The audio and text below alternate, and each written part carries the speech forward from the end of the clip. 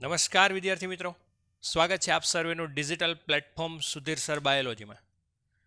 હવે આજનો lecture 11 science માટેનો છે અને 11 સાયન્સની અંદર આજે આપણે વર્ગીકરણ વિશેની માહિતી એકદમ પૂરી કરશું. લાસ્ટ લેક્ચરની અંદર આપણે અભ્યાસ ક્યાં સુધી કર્યો હતો? તો સૌથી પહેલાં હું અહીંયા એઝ ઇટ ઇઝ ચાર્ટ દોરી નાખું. અહીં પહેલાં લખીશ જાતિ, પછી ઘણી બધી જાતિ ભેગી મળી અને જે બનાવે એને કહેવામાં આવે છે પ્રજાતિ.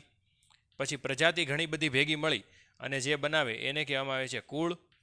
ત્યાર પછી આવશે ગોત્ર, ત્યાર પછી આવશે વર્ગ, ત્યાર પછી આવશે સમુદાય અને ત્યાર પછી આવશે સૃષ્ટિ. બરાબર? અને સમુદાયની જગ્યાએ જો વનસ્પતિ હોય તો શું આવશે? તો કે વિભાગ. આ મેં ક્લાસિફિકેશન એક આપ્યું છે, એના વિશે આપણે હમણાં ચર્ચા કરીએ થોડીક વારની અંદર જ. ઓકે, હવે તમે ધ્યાન રાખો તો આપણે જાતિ વિશે ભણ્યા. તો જાતિ એટલે શું થાય? તો કે સમાન લક્ષણો ધરાવતા સજીવોનો સમૂહ ભેગો મળી અને જે બનાવે એને કહેવામાં આવે છે જાતિ. પછી ઘણી બધી જાતિઓ, મતલબ કે નજીકના સંબંધ ધરાવતી જાતિઓ ભેગી મળી અને પ્રજાતિ બનાવે, નજીકના સંબંધો ધરાવતા પ્રજાતિ ભેગી મળી કુળ. એવી રીતે ગોત્ર, એવી રીતે વર્ગ. એના વિશેનો આપણે અભ્યાસ કર્યો હતો. વર્ગની અંદર છેલ્લે આપણે એવો અભ્યાસ કર્યો હતો કે વર્ગની અંદર ખાસ કરીને સસ્તન, ઉભયજીવી, વિહગ, સરીસૃપ, મત્સ્ય આ બધાય ભેગા મળી અને એક સમુદાય બનાવે અને જે સમુદાયને કહેવામાં આવે છે મેરુદંડી. બરાબર છે? હવે આપણે આજના દિવસની અંદર અભ્યાસ કરવાનો છે લાસ્ટ સૃષ્ટિ. સૃષ્ટિ એટલે શું થાય? તો કે ઘણા બધા સમુદાયો ભેગા થાય અને વનસ્પતિની અંદર ઘણા બધા વિભાગો ભેગા થાય. સમુદાયો ક્યાં ક્યાં? તો આપણે શરૂઆત કરીએ, પ્રાણી સૃષ્ટિ હોય તો એની અંદર કેટલા કેટલા સમુદાયો આવે? તો સૌથી પહેલાં આપણે શરૂઆત કરશે પ્રજીવો અથવા તો પ્રોટિસ્ટા, ત્યાર પછી સછિદ્ર, ત્યાર પછી કોષ્ઠાંત્રી, ત્યાર પછી પૃથુકૃમિ, ત્યાર પછી સંધિપાદ, ત્યાર પછી નુપુરક, ત્યાર પછી સૂત્રકૃમિ, ત્યાર પછી શૂળત્વચી. આ અલગ અલગ પ્રકારના સમુદાય છે. પછી મેરુદંડી આવી જાય અને આ બધાય સમુદાયો ભેગા મળે ને અને પરિણામે જે રચનાની શરૂઆત થઈ ને, બરોબર, એને શું કહેવામાં આવે છે? તો કે સૃષ્ટિ. હવે આ બધાય સમુદાય છે એ કઈ સૃષ્ટિના છે? તો કે આ બધાય સમુદાય છે ને એ કેવા છે? તો કે પ્રાણી છે. તો એ કઈ રચના કરશે? તો કે એ ક્યાં વર્ગની શરૂઆત, એ કઈ પ્રકારની કક્ષા સૂચવશે? તો કે પ્રાણી સૃષ્ટિ. કારણ કે આ બધાય સમુદાય શેના છે? તો કે પ્રાણી સૃષ્ટિના. બરાબર છે? એવી જ રીતે વિભાગની અંદર જોવા જાઓ તો વનસ્પતિ સૃષ્ટિની અંદર અલગ અલગ વિભાગ આવે. ક્યાં ક્યાં? તો એક આવશે એકાંગી, ત્યાર પછી દ્વિઅંગી, ત્યાર પછી ત્રિઅંગી, ત્યાર પછી અનાવૃત બીજધારી અને આવૃત બીજધારી. આ 5 અલગ અલગ પ્રકારના વિભાગો ભેગા થાય અને પરિણામે જે સૃષ્ટિ બનાવે એને કહેવાય વનસ્પતિ સૃષ્ટિ. બરાબર છે? તો આ અલગ અલગ પ્રકારની શ્રેણીઓ વિશેનો આપણે અભ્યાસ કર્યો અને એ અભ્યાસની અંદર આપણે કઈ રીતે વર્ગીકરણ કરવું એના વિશેનો પણ આપણે અભ્યાસ કરેલો છે. ઓકે, તો હવે મેં તમને એઝ ઇટ ઇઝ કીધું હતું એમ કે જાતિથી તમે સૃષ્ટિ તરફ જાઓ તેમ સમાનતા શું થતી જાય? તો કે ઘટતી જાય. એટલે એક વસ્તુ ખાસ યાદ રાખવું કે જાતિથી, બરાબર છે, તમે સૃષ્ટિ તરફ જાઓ તેમ સમાનતા ઘટે અને વિવિધતા વધે. ફોર એક્ઝામ્પલ, કે જાતિ એટલે એક જ જાતના સજીવો થયા ને, પણ પ્રજાતિ એટલે શું થયું? તો કે અલગ અલગ જાતિના સજીવો થયા. તો હું એમ કહું કે જાતિઓની અંદર સજીવો સરખાય છે પણ પ્રજીવની અંદર પ્રજાતિની અંદર સજીવો સરખાય છે? તો કે ના, કારણ કે પ્રજાતિની અંદર એક જ જાતિનો સમાવેશ નથી થતો, ઘણી બધી અલગ અલગ જાતિઓનો સમાવેશ થાય છે ને. એટલે કેવા શું માગે છે? તો કે જાતિ કરતાં પ્રજાતિની અંદર વિવિધતા વધારે હોય, પ્રજાતિ કરતાં કુળની અંદર વિવિધતા વધારે હોય, એમ ઉપર જાવ એમ વિવિધતા વધે અને સમાનતાની અંદર શું થાય? તો કે ઘટાડો થાય. એવી જ રીતે ઉપરથી નીચે આવો, મતલબ સૃષ્ટિથી જાતિ તરફ જાઓ, એમ વિવિધતા છે ને, બરોબર છે, એ ઘટતી જાય અને સમાનતા શું થતી જશે તો કે વધતી જશે. તો આપણને પ્રશ્ન થાય કે આ અલગ અલગ રીતે કઈ રીતે સજીવોનું ક્લાસિફિકેશન કરવામાં આવે છે. તો એના વિશેનું આપણે એક અહીંયા ચાર્ટ આપેલો છે કે જેની અંદર અલગ અલગ પ્રકારના સજીવો, ફોર એક્ઝામ્પલ એક છે મનુષ્ય, આ ઉપરાંત ઘરમાખી, આંબો અને ઘઉં, એના અલગ અલગ પ્રકારના વર્ગીકરણ કરેલા છે. હવે તમને પ્રશ્ન એવો થાય કે વર્ગીકરણ એટલે શું? આ કોઠો ખાસ યાદ રાખવો, આ ટેબલ ખાસ યાદ રાખવું, કારણ કે એક્ઝામની અંદર પૂછાય એવું છે. તો જો સૌથી પહેલાં મનુષ્ય છે તો એનું વૈજ્ઞાનિક નામ શું છે? તો આપણને બધાને ખબર છે, હોમોસેપિયન્સ. હવે હોમોસેપિયન્સ હોય એટલે પ્રજાતિની જાતિ આપણને ખબર પડી જાય. હંમેશા પ્રજાતિ પહેલી શું હોય તો કે હોમો, જાતિ પૂછે તો સેપિયન્સ, પછી પ્રજાતિ પછી કુળ આવશે. કુળ કયું છે તો કે હોમોનિડી, આ તમારે યાદ રાખવાનું. ગોત્ર પ્રાઇમેટા, પ્રાઇમેટા એટલે મનુષ્ય છે એ ચિમ્પાન્જી, વાંદરા, ગિબન, ગોરિલા, કે જે પ્રાઇમેટા ગોત્રની અંદર છે ને એ જ ગોત્રનો પોતે સજીવ છે. એટલે આપણું અને વાંદરાનું ગોત્ર સમાન છે, બરાબર છે, પ્રાઇમેટા. ત્યાર પછી વર્ગ સસ્તન અને સમુદાય કયો છે તો કે મેરુદંડી, બરાબર છે. ત્યાર પછી જુઓ ઘરમાખી, મસ્કા ડોમેસ્ટિકા. તો સ્વાભાવિક છે પહેલું વિશે એ શું વિશે? પ્રજાતિ, એટલે પ્રજાતિ મસ્કા આવશે, કુળ આવશે મસ્કીડી, ગોત્ર ડિપ્ટેરા, આ તમારે યાદ રાખવાના રહેશે. વર્ગ કીટક, કીટક તમે જો સંધિપાત, સમુદાયનું વર્ગ કીટક થાય તો વર્ગ કીટક હોય તો સમુદાય કયો આવશે તો કે સંધિપાત, બરોબર છે. હવે તમે જો હવે આવા ઘણા બધા સમુદાય, મેરુદંડી, સંધિપાત ને એ બધા ભેગા થઈને જે સૃષ્ટિ બનાવે એને શું કહેવામાં આવે છે તો કે પ્રાણી સૃષ્ટિ. આંબો, બે વનસ્પતિના આપ્યા છે અને બે પ્રાણીના નામ આપ્યા છે. આંબો જુઓ તો આંબાની અંદર મેન્જીફેરા ઇન્ડિકા, સ્વાભાવિક છે કે પ્રજાતિ મેન્જીફેરાઈ છે. ત્યાર પછી કુળ એનાર્કિડિએસી, ત્યાર પછી ગોત્ર સેપિન્ડેલ્સ, વર્ગ દ્વિદળી, એનું બીજ છે એ દ્વિદળી હોય છે, બે દળની અંદર વિભાજિત થતું હોય છે, બે ફાડા થતા હોય છે, બરાબર. અને સમુદાય આવૃત બીજધારી. આવૃત બીજધારી એટલે શું થાય તો કે આપણે આગળના વર્ગમાં જે અભ્યાસ કરશું, આગળના ક્લાસની અંદર અભ્યાસ કરશું. આવૃત બીજધારી વનસ્પતિ એટલે શું તો કે આવૃત બીજધારી વનસ્પતિ એટલે કે જેના બીજની ફરતે આવરણ હોય એને શું કહેવામાં આવે છે? આવૃત બીજધારી, એટલે કે ફળનું આવરણ આવેલું હોય, અથવા તો એને સપુષ્પી વનસ્પતિ પણ કહેવામાં આવે છે. ત્યાર પછી સેમ ઘઉં, વૈજ્ઞાનિક નામ છે ટ્રિટિકમ એસ્ટિવમ. સ્વાભાવિક છે પ્રજાતિ આપણને ખબર છે ટ્રિટિકમ, કુળ પોએસી, ગોત્ર પોએલ્સ, વર્ગ એકદળી. ઘઉં છે એ એકદળી છે, અનાજ જેટલા છે એ બધા એકદળીની અંદર આવે છે, બરાબર. અને સમુદાય કયો આવશે તો કે આવૃત બીજધારી, અથવા તો આમાં તો વિભાગ આવશે. સમુદાય જો કે સમુદાય ન આવે પણ વિભાગ આવે, તો વિભાગ આવશે આવૃત બીજધારી. મતલબ કેવા શું માગે છે તો કે દ્વિદળી અને એકદળી બંને વર્ગ છે એ આવૃત બીજધારી છે, અને એવા આવૃત બીજધારી, અનાવૃત બીજધારી, દ્વિઅંગી, ત્રિઅંગી, અનાવૃત બીજધારી, આવૃત બીજધારી, એકાંગી, આ બધી વનસ્પતિઓ ભેગી થઈ અને એક સૃષ્ટિ બનાવે છે. એને શું કહેવામાં આવે છે તો કે વનસ્પતિ સૃષ્ટિ. તો આ થયું આપણું આજનું ક્લાસિફિકેશન. ખાસ આ કોઠો યાદ રાખવો. હવે આપણે આગળ વધીએ અને આગળ આપણે અભ્યાસ કરવાનો છે કે કઈ રીતે વનસ્પતિનું આપણે વર્ગીકરણ કરી શકીએ, અને વર્ગીકરણ કરવું હોય તો એ વર્ગીકરણની અંદર કયા કયા પ્રકારના સાધનોની જરૂર પડે. તો આપણો નેક્સ્ટ ટોપિક છે એનું નામ છે વર્ગીકરણના સાધનો. અહીંયા આપણું આ વર્ગીકરણ પૂરું થયું અને નેક્સ્ટ ટોપિક આવશે એ છે વર્ગીકરણના સાધનો.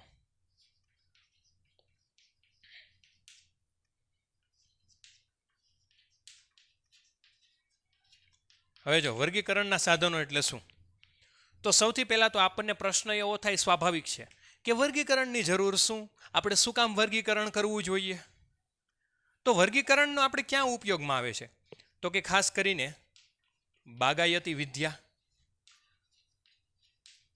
આ ઉપરાંત બીજી પણ જગ્યા છે અમુક, કૃષિ વિદ્યા, આ ઉપરાંત વન વિદ્યા, બરાબર છે. આ બધાની માહિતી માટે બાગાયતી વિદ્યા, કૃષિની અંદર પણ વર્ગીકરણની જરૂર છે. આ ઉપરાંત આપણા વિવિધ પ્રકારના જૈવિક સ્ત્રોતોની તથા જૈવ વિવિધતાની જાળવણી, આ બધાય માટે શું જરૂરી છે? તો કે વર્ગીકરણ. બધા માટે વર્ગીકરણ જરૂરી છે. આ બધી વસ્તુઓ છે એના વિશેનો અભ્યાસ અને એની જાળવણી માટે વર્ગીકરણ જરૂરી છે. જો વર્ગીકરણ ન આવડતું હોય તો આપણે આના વિશેની માહિતી લઈ શકીએ નહીં. હવે વર્ગીકરણ કરવા માટે કરવું શું પડે? તો વર્ગીકરણ માટે 2 પાયાની જરૂરિયાતો છે કે સૌથી પહેલી કે ક્ષેત્ર અભ્યાસ અને બીજું સુસજ્જ પ્રયોગશાળા. આ વર્ગીકરણના મુખ્ય 2 અલગ અલગ પ્રકારના પાસાઓ છે. ક્ષેત્ર અભ્યાસ, કોઈ પણ વનસ્પતિ વિશેનો અભ્યાસ કરવો હોય તો આપણે વનસ્પતિને લેબની અંદર ન વાવી શકીએ. બરાબર છે? ધારો કે હું તમને એમ કહું કે તમારે આંબા વિશેનો અભ્યાસ કરવાનો છે, એની અંદર બીજની રચના કેવી છે, એની અંદર પર્ણની રચના કેવી છે, હરિતકણ કઈ રીતે ગોઠવાયેલા છે, આ ઉપરાંત પ્રકાંડની અંદર કઈ પ્રકારે પેશી છે એ બધી ગોઠવાયેલી છે, એના વિશેનો આપણે અભ્યાસ કરવો હોય ને, તો એ અભ્યાસ આપણે કઈ રીતે કરી શકીએ? તો કે સૌથી પહેલાં તો ક્ષેત્ર અભ્યાસ, મતલબ કે જે જગ્યાએ વનસ્પતિ થાય છે એના બાહ્યાકાર લક્ષણો અભ્યાસ કરવો પડે. કે બાહ્યાકાર લક્ષણોની અંદર એ વનસ્પતિ વૃક્ષ છે, ક્ષુપ છે, છોડ છે કે વેલાઓ છે, એ બધા વિશેનો અભ્યાસ કરવો પડે. ત્યારબાદ એની અંતસ્થ રચના વિશે આપણે અભ્યાસ કરવો હોય તો એની માટે પ્રયોગશાળા હોવી જરૂરી છે. શું કામ? તો કે હું એમ કહું કે આંબાના છોડની અંદર એની અંદરની રચના કેવી છે, અથવા તો એની પેશીની રચના કેવી છે, અથવા તો એના પ્રકાંડની અંદર કેટલા પ્રકારે કોષો છે, એના સ્તર આવેલા છે, એના વિશે અભ્યાસ કરવો હોય તો આપણે એનો સેક્શન લઈ માઇક્રોસ્કોપની અંદર આપણે અભ્યાસ કરવો પડે. અને એ અભ્યાસ કરવા માટે શેની જરૂર પડે? તો કે પ્રયોગશાળાની. આખું અભ્યાસ થઈ જાય, બરાબર છે, ત્યારબાદ શું કરવું જરૂરી છે? તો કે એનું યોગ્ય વર્ણન પણ જરૂરી છે. મતલબ કે એનું યોગ્ય વર્ણન કરવું પણ જરૂરી છે, જેથી કોઈ અન્ય વિદ્યાર્થીઓ હોય અથવા તો અન્ય કોઈ વ્યક્તિને એના વિશેનો અભ્યાસ કરવો હોય તો એકદમ સરળ પડી શકે. એટલે આ રીતે વર્ગીકરણ છે એની માટે ઘણા બધા અલગ અલગ પ્રકારના સાધનો વૈજ્ઞાનિકો દ્વારા વિકસાવવામાં આવ્યા છે, અને એ સાધનો ઘણા બધા છે. એના વિશે આપણે હવે અભ્યાસ કરવાનો છે. મતલબ કે વર્ગીકરણના સાધનો એટલે શું થાય? તો કે વિવિધ પ્રકારના વનસ્પતિ કે પ્રાણી છે એના નમૂનાનો સંગ્રહ કરવામાં આવે છે, આ ઉપરાંત એની જાળવણી કરવામાં આવે છે અને એને યોગ્ય પરિરક્ષણ કરવામાં આવે છે. મતલબ કે એનું યોગ્ય રક્ષણ કરવામાં આવે છે, જેથી કરીને એ નમૂનાને કોઈ પણ પ્રકારે નુકસાન થાય નહીં. બરાબર છે? હવે એની વિશે આપણે અભ્યાસ કરશું. હવે વર્ગીકરણની અંદર વર્ગીકરણના સાધનો કેટલા કેટલા છે તો એના વિશેનો આપણે માહિતી લઈએ. તો વર્ગીકરણના સાધનોની અંદર આપણે અભ્યાસ કરવાનો છે, સૌથી પહેલું આવશે વનસ્પતિ સંગ્રહાલય. ત્યાર પછી બીજું આવશે વનસ્પતિ ઉદ્યાનો. ત્યાર પછી ત્રીજું આવશે સંગ્રહાલય, એટલે કે એને મ્યુઝિયમ કહેવામાં આવે છે. ચોથું આવશે પ્રાણી ઉદ્યાન. આના વિશેની આપણે અભ્યાસ કરવાનો છે. એમાં આજના દિવસે આપણે અભ્યાસ કરવાનો છે વનસ્પતિ સંગ્રહાલય. હવે વનસ્પતિ સંગ્રહાલય છે ને એને એક બીજા નામે પણ ઓળખવામાં આવે છે હર્બેરિયમ. હવે હર્બેરિયમ એટલે શું થાય? તમને સ્વાભાવિક છે કે ઘણો બધો પ્રશ્ન મનની અંદર થાય, વનસ્પતિ સંગ્રહાલય એટલે હર્બેરિયમ એટલે શું? તો ઘણા બધા સંગ્રહાલયની અંદર વર્ગીકરણના સાધનોની અંદર હર્બેરિયમનો ઉપયોગ ક્યાં થાય છે? તો કોઈ પણ વનસ્પતિનો નમૂનો લઈ તેને યોગ્ય પદ્ધતિ, ફોર એક્ઝામ્પલ દાબન, શુષ્કન અને પરિરક્ષણ, આ પદ્ધતિથી શું કરવામાં આવે છે? તો કે રક્ષણ કરવામાં આવે છે. અને ત્યારબાદ વિશ્વની સર્વમાન્ય વર્ગીકરણ પદ્ધતિ અનુસાર તેને ગોઠવવામાં આવે છે. હવે ન સમજાણું કોઈને કાંઈ, મતલબ કે આ છે શું ખરેખર હર્બેરિયમ એટલે શું? તો આપણે છે ને પહેલાં અભ્યાસ કરશું હર્બેરિયમ કઈ રીતે બનાવવું. ખાસ ધ્યાન રાખજો, ટેક્સ્ટ બુકમાં તમને નથી આપ્યું. તો હર્બેરિયમ બનાવવા માટે શું કરવામાં આવે? તો કે સૌથી પહેલાં તો એક કાગળ લેવામાં આવે, એકદમ વ્હાઇટ કલરનો કાગળ. બરાબર છે? શું લેવામાં આવે? તો કે વ્હાઇટ કલરનો કાગળ લેવામાં આવે. પછી આપણે જે વનસ્પતિનું હર્બેરિયમ બનાવવું છે એ વનસ્પતિનું હર્બેરિયમ બનાવવા માટે શું કરવું? તો કે એ વનસ્પતિનો કોઈ પણ એક ભાગ બરાબર. હું તમને એમ કહું કોઈ એક પુષ્પ છે એને લગતું, ધારો કે આપણે ચંપાના પુષ્પનું હર્બેરિયમ બનાવવું છે, તો એની માટે શું કરવું? તો કે એના પુષ્પનો અથવા તો એ વનસ્પતિનો પુષ્પ સહિતનો ભાગ, બરાબર છે, આપણે તોડી લેવાનો પહેલાં, જે તે જગ્યાએથી, મતલબ કે જે જગ્યાએથી આપણને વનસ્પતિ જોવા મળે છે ત્યાંથી એક એવું ડાળી નાની એવી પસંદ કરવાની. એ પાછી કેવડી પસંદ કરવાની? તો કે એ જે ડાળી રહી ને એ આટલા ભાગની અંદર સમાઈ જવી જોઈએ. સમજાણું આખું? એક લીગલ સાઇઝનું પેપર લઈ લેવાનું અને એ પેપરની અંદર એ ડાળ સમાઈ જાય એટલું આપણે શું કરવાનું? તો કે એને કાપી લેવાનું. બરાબર. એ કાપીને પછી શું કરવાનું? તો કે એને પ્રેસ કરવાનું આવે. કારણ કે સ્વાભાવિક છે, જ્યારે વનસ્પતિનો જે નમૂનો છે એ આપણે વનસ્પતિથી દૂર કરીએ ત્યારે શું થાય? તો કે એ વનસ્પતિથી દૂર કરીએ જ્યારે નમૂનો, ત્યારે એની અંદર પાણીનું પ્રમાણ વધારે હોય. હવે આપણે એનો સંગ્રહ કરવો છે, સૌથી પહેલાં એનું શું દૂર થવું જરૂરી છે? તો કે પાણી. તો એની માટે શું કરવાનું? તો કે ધારો કે આપણે એક એવો આ વનસ્પતિનો ભાગ લીધો, બરાબર છે, અને અહીંયા આપણે પુષ્પ દોરી નાખીએ, બરાબર. અહીંયા હજી એક પર્ણ દોરી નાખું છું. આવો આપણે એક ભાગ લીધો. પછી શું કરવાનું? આને ઉપાડી અને પેપર વચ્ચે મૂકવાનું. પેપર એટલે તમે કોઈ પણ લઈ શકો, ન્યૂઝપેપર લઈ શકો અથવા તો કોઈ પણ કાગળ લઈ શકો. એ બે પેપર વચ્ચે મૂકી અને એની ઉપર વજન મૂકી દેવાનું. વજન મૂકશો એટલે શું થશે? તો કે આ જે વનસ્પતિનો ભાગ છે એ બે પેપર વચ્ચે કચડાઈ જશે. કચડાય એટલે શું થાય? તો કે આમાંથી પાણી બહાર આવશે. પાણી બહાર આવશે ને એ પાણીને કોણ શોષી લેશે? તો કે જે પેપર આપણે મૂકેલું છે તે. બરાબર છે. ફોર એક્ઝામ્પલ હું આ સમજાવું છું. ધારો કે આ પેપર છે, બરાબર છે. ધારો કે આ પેપર છે, બરાબર. આ પેપર છે તો કરવાનું શું? તો કે સૌથી પહેલાં તો એક વનસ્પતિનો કોઈ છોડ હોય, એ છોડને આ પેપરની વચ્ચે મૂકી અને એ પેપર છે એને બંધ કરી દેવાનું. મતલબ કે આ બંધ થઈ ગયું. અને પછી શું કરવાનું? તો કે પેપરની ઉપર વજન મૂકી દેવાનું. 3 થી 4 દિવસ થશે ને એટલે શું થશે? તો કે એ જે છોડ ઉપર વજન મૂકેલો છે એટલે એ છોડ દબાઈ ગયો, અને દબાઈ જાય પરિણામે એમાંથી પાણી દૂર થાય અને એ પાણી આ પેપર શોષી લેશે. 4 થી 5 દિવસ પછી તમે જ્યારે આને ખોલશો ત્યારે એ છોડ છે એકદમ સુકાઈ ગયો હશે. અને સુકાઈ ગયો હશે એટલે કઈ રીતે સુકાઈ ગયો હશે? તો કે એની ઉપર કલર એનો એમ હશે. પુષ્પ હશે, પુષ્પનો કલર એવો હશે, પર્ણનો કલર લીલો જ હશે. તો તમને પ્રશ્ન એવો થાય કે એ છોડને આપણે તડકાની અંદર ન સૂકવી શકીએ? જો તડકાની અંદર સૂકવો તો એના કલર પિગમેન્ટ્સ છે એ પણ ઉડી જાય. પેપરની અંદર સૂકવશો તો પિગમેન્ટ્સ ઉડશે નહીં. એટલે જે કન્ડિશનની અંદર વનસ્પતિમાં હતો એ જ કન્ડિશનની અંદર તમે એને સૂકવી નાખવામાં આવે છે. સૂકવીને શું કરવામાં આવે? તો કે આ જે છોડ છે, બરાબર, એકદમ સુકાઈ ગયો છે, પછી એને ઉપાડી અને આ પેપરની અંદર આ રીતે ચોંટાડવામાં આવે છે. બરાબર છે. હું અહીંયા લખું છું.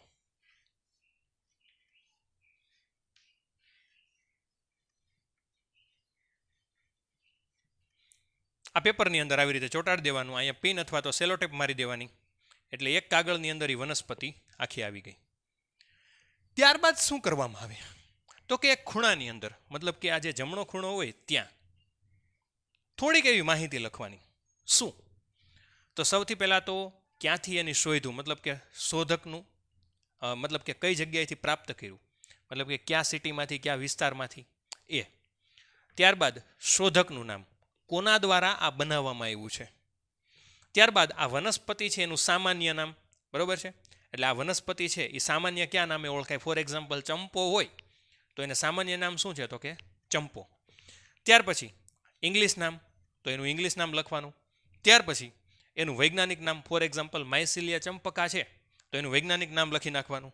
ત્યાર પછી એની પ્રજાતિ, જાતિ, કુળ, ગોત્ર, વર્ગ, એ બધી માહિતી લખી અને ત્યારબાદ આ આખું જે પેપર છે એને પ્લાસ્ટિકની અંદર કવર કરી નાખવાનું. ફોલ્ડર ફાઇલ જે આવે એ ફાઇલની અંદર કવર કરી અને એને ફાઇલની અંદર પિન કરી દેવામાં આવે છે. હવે આપણને મનની અંદર એવો પ્રશ્ન થાય કે આ કરવાથી આપણને શું મળે? તો ઘણી વખત એવું બને કે તમારે કોઈ એક જ જગ્યાએ બેઠા બેઠા વનસ્પતિ વિશેનો અભ્યાસ કરવો છે, ઘણી બધી વનસ્પતિ વિશેનો, બરાબર છે. અમુક ક્ષેત્રની અંદર તમે નથી જઈ શકતા, બરાબર. અથવા તો એવું પણ બને કે કોઈ વનસ્પતિ છે એ આ વિસ્તારમાં નથી થતી, છતાં તમારે આ વિસ્તારમાં અભ્યાસ કરવો છે, તો શું કરવું? તો કે એ વિસ્તારની અંદર વનસ્પતિનો અભ્યાસ કરવો હોય તો આવા હર્બેરિયમની અંદર, મતલબ કે હર્બેરિયમ જેમ લાઇબ્રેરીની અંદર એક જ જગ્યાએ બધી બુક મળી જાય એમ વનસ્પતિ સંગ્રહાલયની અંદર બધી વનસ્પતિના આવા મોડેલ્સ અવેલેબલ હોય અને એક જ જગ્યાએ બેઠા બેઠા તમે એનો અભ્યાસ કરી શકો, બરાબર છે. એક સામાન્ય ફાઇલ લઈને તમે બેસી જાઓ તો એક ફાઇલની અંદર ધારો કે આ પેલી માહિતી આવે એટલે આપણને એમ થાય કે ના આ ચંપો છે, ચંપાનું પુષ્પ આવું દેખાય છે, એનું વૈજ્ઞાનિક નામ વર્ગીકરણ આ પ્રમાણે છે. પાછું પેજ ફરવો એટલે બીજું હર્બેરિયમ આવે, પાછું પેજ ફેરવો એટલે ત્રીજું હર્બેરિયમ આવે. મતલબ એક જ જગ્યાએ બેઠા બેઠા તમે સારામાં સારી રીતે અભ્યાસ કરી શકો. એને કહેવામાં આવે છે વનસ્પતિ સંગ્રહાલય. ત્યાર પછીનો નેક્સ્ટ ટોપિક છે વનસ્પતિ ઉદ્યાનો. હવે વનસ્પતિ ઉદ્યાનો એટલે શું? સૌથી પહેલી વાત તો બરોબર છે. અને ખાસ હર્બેરિયમ વિશે તમારે માહિતી લેવી હોય ને તો ગૂગલની અંદર તમે લખશો ને હર્બેરિયમ ખાલી, તોય તમને હર્બેરિયમ શું છે, કઈ રીતે હર્બેરિયમ બનાવવામાં આવે છે, ઇવન યુટ્યુબની અંદર તમે લખશો હર્બેરિયમ કઈ રીતે બનાવવામાં આવે છે, how to make A herbarium, તો પણ તમને માહિતી મળશે. તો વધારે તમે એના તરફથી પણ જાણી શકશો, કારણ કે અહીંયા બેઠા બેઠા હું તમને એટલું ડીપની અંદર ન શીખવાડી શકું. જો ક્લાસ હોત તો ક્લાસની અંદર આપણે પ્રેક્ટિકલ કરીને જોવેત. બરાબર. હવે આપણે આગળ લઈએ વનસ્પતિ ઉદ્યાનો, અને એને ઇંગ્લિશની અંદર કહેવામાં આવે છે બોટનિકલ ગાર્ડન. હવે હર્બેરિયમ એટલે વનસ્પતિ સંગ્રહાલય, અને વનસ્પતિ ઉદ્યાન એટલે શું થાય? તો કે વનસ્પતિ ઉદ્યાન છે ને એ એવી જગ્યા છે કે જે વનસ્પતિના, અને એ ખાસ કરીને જીવંત વનસ્પતિના નમૂના, બરાબર છે, જીવંત વનસ્પતિના નમૂના પૂરા પાડે છે. મતલબ કે એક જ જગ્યાએ ઘણી બધી અલગ અલગ પ્રકારની વનસ્પતિઓ આવેલ હોય. મોટી બધી કોલેજો છે, અમુક યુનિવર્સિટી છે, તો એ બધી યુનિવર્સિટી અને કોલેજની અંદર એક એવી સ્પેસિફિક એવો ગાર્ડન હોય, એને બોટનિકલ ગાર્ડન કહેવામાં આવે છે, કે જેની અંદર અલગ અલગ વનસ્પતિઓ વાવેલી હોય. અને એ બોટનિકલ ગાર્ડન ખાસ કરીને અભ્યાસ માટે બનાવવામાં આવે છે, કોઈ ફરવા માટે અથવા તો કોઈ આનંદ કરવા માટે અથવા તો કોઈ પણ મનોરંજન માટે બનાવવામાં નથી આવતો. ખાસ કરીને અભ્યાસ માટે એ બોટનિકલ ગાર્ડન બનાવવામાં આવે છે. હવે એ બોટનિકલ ગાર્ડનની અંદર શું હોય તો કે ખાસ કરીને બધી જીવંત વનસ્પતિ. ઘણી વખત આપણને એવું થાય કે આપણે અહીંયા જે વનસ્પતિ નથી થતી, બહારના ભાગમાં ક્યાંય વનસ્પતિ થાય, ફોર એક્ઝામ્પલ ગુજરાતની બહાર, અને એના વિશેનો આપણે અભ્યાસ કરવો છે, તો આપણે અહીંયા લાઈવ કન્ડિશનની અંદર એને જોઈએ. જો હર્બેરિયમ દ્વારા તમે જોઈ શકો, પણ એ જીવંત વનસ્પતિ ન કહેવાય, એ મૃત વનસ્પતિનો નમૂનો કહેવાય. પણ આપણે લાઈવ કન્ડિશનની અંદર જોયું હોય તો બોટનિકલ ગાર્ડનની અંદર એ જોવા મળે. બરાબર છે. એટલે આ જીવંત વનસ્પતિનું એક નમૂના પૂરું પાડતું હોય તો એ છે વનસ્પતિ ઉદ્યાન. કે ફોર એક્ઝામ્પલ હું તમને એમ કહું કે પ્રાણી ઉદ્યાન એટલે શું થાય? Sakkarbaug for example. તો સક્કરબાગની અંદર એક જ જગ્યાએ અલગ અલગ પ્રકારના પ્રાણીઓ રાખેલા છે, જેથી કરીને તમારે અભ્યાસ કરવો હોય તો અલગ અલગ જગ્યાએ આપણે પ્રાણી જોવા જવાની જરૂર પડે નહીં. સેમ વનસ્પતિ ઉદ્યાન એટલે શું થાય તો કે વાં જેમ પ્રાણીઓને એક જગ્યાએ રાખ્યા છે ને, એમ એક જ જગ્યાએ વનસ્પતિઓ અલગ અલગ પ્રકારની રાખી હોય, જેથી કરીને આપણે અલગ અલગ જગ્યાએ વનસ્પતિ જોવા જવાની જરૂર પડે નહીં, અને એના વિશેનો આપણે અભ્યાસ કરી શકીએ. સેમ વનસ્પતિ ઉદ્યાન ને પ્રાણી ઉદ્યાન સમાન હોય છે, ખાલી ફેર શું છે તો કે પ્રાણીની જગ્યાએ વનસ્પતિ ઉદ્યાનમાં વનસ્પતિ હોય. આ ઉપરાંત બીજું શું હોય તો કે ધારો કે વનસ્પતિ ઉદ્યાનની અંદર આ રીતે વનસ્પતિ વાવેલી હોય, તો એ વનસ્પતિના પ્રકાંડ ઉપર એક નેમ પ્લેટ મારેલી હોય. આવી નેમ પ્લેટ શેની હોય તો કે એની અંદર વનસ્પતિની જાતિ હોય, પ્રજાતિ હોય, કુળ, ગોત્ર, સ્થાનિક નામ, વૈજ્ઞાનિક નામ. બરાબર છે. આ ઉપરાંત વનસ્પતિ ક્યાં જોવા મળે છે, એનો સમય શું છે, મતલબ એનો જીવનકાળ શું છે, એ બધા વિશેની માહિતી આ પ્લેટની અંદર લખેલી હોય, જેથી કરીને કોઈ વ્યક્તિ એ વનસ્પતિ ઉદ્યાનની મુલાકાત લે તો એને વનસ્પતિનું નામ અથવા તો વૈજ્ઞાનિક નામ, ક્યાં થાય છે, શું એક્સેટ્રા માહિતી અન્ય કોઈને પૂછવી પડે નહીં. તો એવી એક કાપલી મૂકેલી હોય. હવે પ્રશ્ન થાય કે આ બોટનિકલ ગાર્ડન ક્યાં આવેલા છે? તો તમને ટેક્સ્ટ બુકની અંદર આપેલું છે ક્યુ બોટનિકલ ગાર્ડન, લંડનની અંદર આવેલું છે. બરાબર. એને કહેવામાં આવે છે રોયલ બોટનિકલ ગાર્ડન, RBG. બરાબર. હવે ભારતની અંદર ક્યાં આવેલું છે તો કે Indian botanical research institute, IBRI, લખનૌની અંદર આવેલું છે. બરાબર છે. આ ઉપરાંત ગુજરાતની અંદર તમે જોવા જાઓ તો ગુજરાતની અંદર વઘઈ બોટનિકલ ગાર્ડન,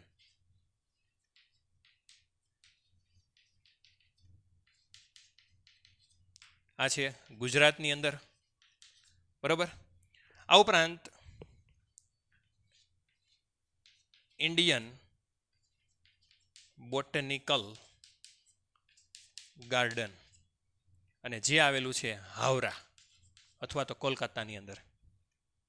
બરાબર. આ અલગ અલગ પ્રકારના બોટનિકલ ગાર્ડનના તમને નામ આપ્યા છે.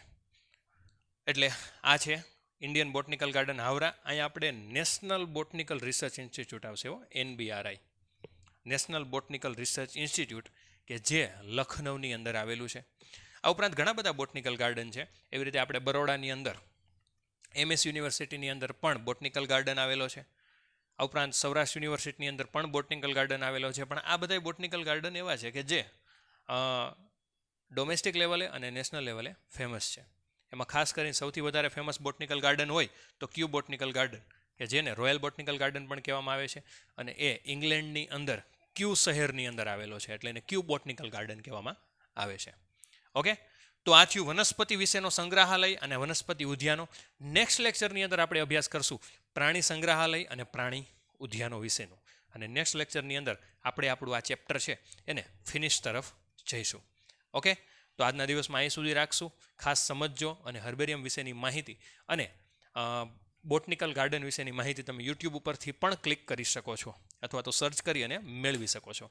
ઓકે, તો આજના દિવસમાં અહીં સુધી રાખીએ. નેક્સ્ટ લેક્ચરમાં ફરી પાછા મળશું. ત્યાં સુધી જય હિન્દ, જય ભારત.